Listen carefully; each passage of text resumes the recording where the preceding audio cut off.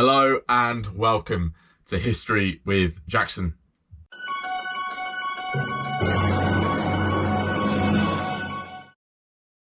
Today we are looking at the successor of William II, his younger brother, Henry I. We will look at who he was, what his reign was like, his death, and ultimately bring everything together to look at if he was a good king or not.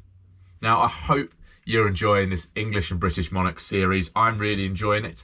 And if you want to learn about Henry I, make sure that you stay tuned for the rest of the episode. So let's get into it. So who was Henry I? Henry was born in around 1068 in Yorkshire, and he was the youngest son of William I and Matilda of Flanders. He was also the younger brother of Robert of Normandy and William II of England.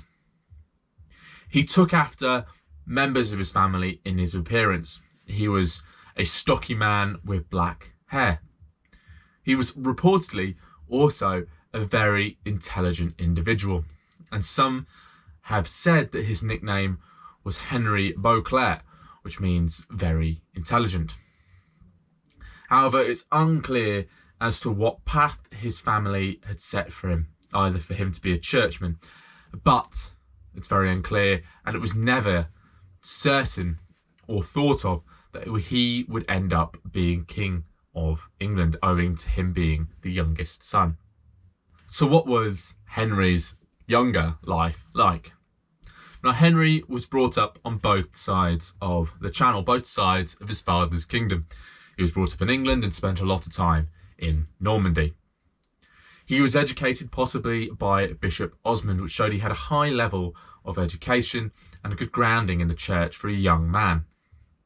He was also knighted by his father in 1086. Henry was also present for his father's death at Rouen Cathedral, and his father, like we mentioned before, gave him a lot of money.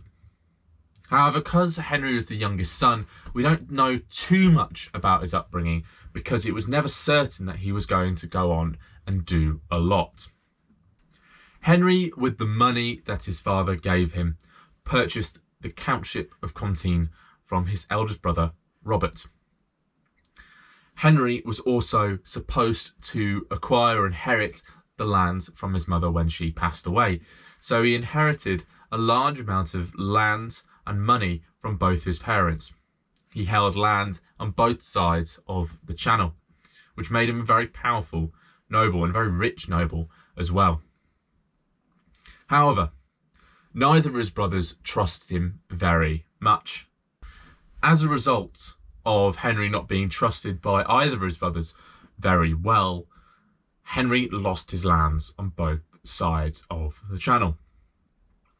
In an effort to reclaim his Norman lands from his eldest brother, Henry joined him in quashing rebellions in Normandy. And infamously, Henry threw a man off the top of a castle to try and quash a rebellion. And he threw him off as punishment for turning against his feudal lord, Robert.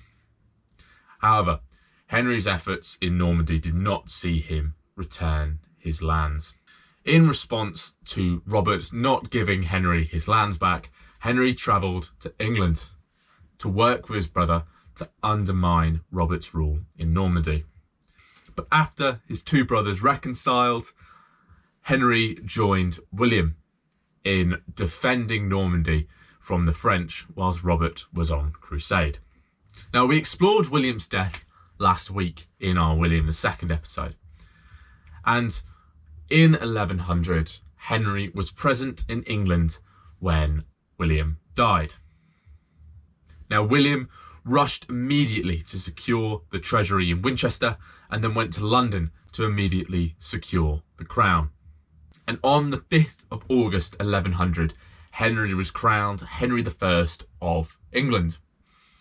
However, Henry was not William II's heir. William II and Robert, his elder brother, had made an agreement that stated they would be each other's heirs if either of them were to die. But as Robert was away on crusade, Henry had moved quickly to secure the crown for himself. Due to the speed at which Henry had secured the English crown, he could not get the Archbishop of Canterbury, Anselm, to crown him, as he had gone into exile after a dispute with William II. He could not get the Archbishop of York to crown him, as he was trying to get himself crowned quickly. So the Bishop of London crowned Henry in Westminster Abbey.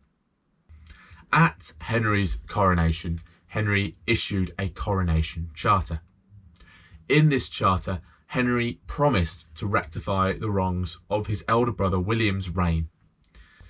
This meant that he would reconcile the relationship between the throne and the church. He also set his stall out to say that he would rule fairly and justly, and that the country would have a fair justice system for all. Henry also tried to strengthen his own claim to the throne by marrying Malcolm III's daughter, Edith, or later Matilda. Matilda was a direct descendant from Alfred the Great, from the House of Wessex, and this marriage represented the coming together of the Anglo-Saxon claim to the throne and the Norman claim to the throne. Whilst Henry was famously a promiscuous king and has the record for the most children and illegitimate children for a king of England, his marriage with Matilda yielded 2 children. Yielded Prince William, who would be his heir to the throne, and Empress Matilda, who would later be his heir to the throne. Henry's early reign was marred with conflict between himself and his elder brother Robert in Normandy. And in 1101, barely a year into Henry's reign, his brother Robert attempted to invade England. Henry successfully repelled this invasion, and it led to the Treaty of Alton. In the Treaty of Alton, Henry and Robert acknowledged each other as independent rulers of their own kingdoms and duchy. And it also continued something that Robert and William had done, in which Henry and Robert named each other as their heirs. However, in 1106, this conflict reignited, and Henry invaded Normandy. In this invasion, Henry captured Robert and controlled Normandy, acting in Duke in all but name. Henry acted as Duke in all but name as he could not remove the title of Duke from his brother legally. After Henry gained control of Normandy, the King of France wanted Henry to pay homage for the duchy. And this was only resolved in 1120, when Henry agreed to have his eldest son, Prince William, named Duke of Normandy, and to pay homage in his stead. This period, though, was a very difficult period for Henry personally. In 1118, his wife died. And then 2 years later, there was the White Ship disaster. The White Ship disaster occurred in November 1120, when the White Ship was crossing from Normandy to England. The ship's crew were drunk and crashed, and the ship capsized. Within the disaster, Henry lost his heir, William, and a son and a daughter. And this disaster threw Henry and England into a succession crisis, as he had lost not only his legitimate heir, but also an illegitimate son. In an effort to overcome this succession crisis, Henry remarried. And he remarried Adela of Louvain. Unfortunately, this marriage yielded no children.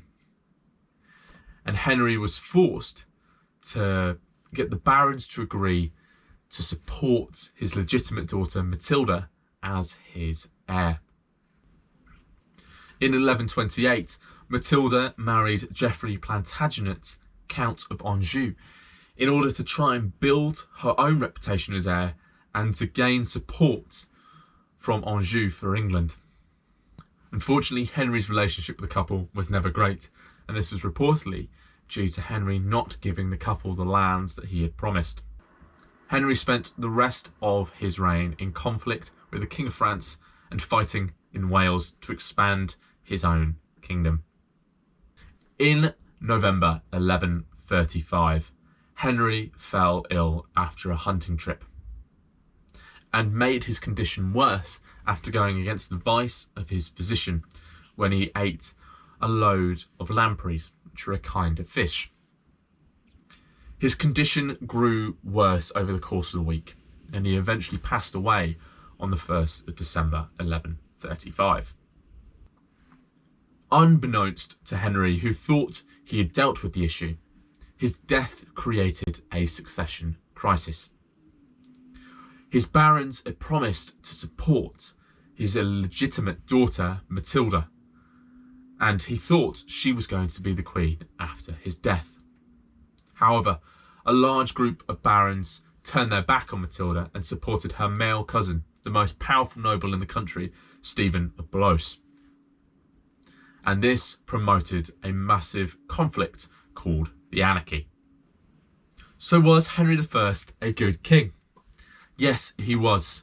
He was a strong and capable military leader who successfully expanded his kingdom into France and gained supremacy in Britain.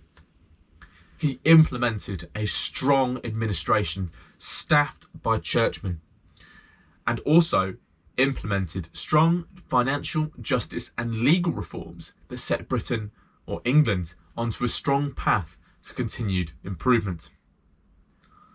The only slights on Henry's reign is that contemporaries thought him to be a cruel king and that he did not produce a spare to the heir which fulfilled the duty of kingship. Not producing this male heir to the spare undid all the good work that he did during his reign. But yes, Henry was a good king. Thank you very much for watching this week, guys, watching the episode on Henry I. I really enjoyed doing the research for this episode. It was really informative to look at a king that I haven't looked at before. I've not really looked at history at this point very often at all, ever since I was young. So it's very interesting to go over it, and definitely to go over it in more depth. Now, as always, I'm going to recommend Gwyn's Kings and Queens, the indispensable history of England and her monarchs. You know, I don't really feel like I need to say much about that book anymore. It's just absolutely phenomenal, and the link for it will be in the description as usual.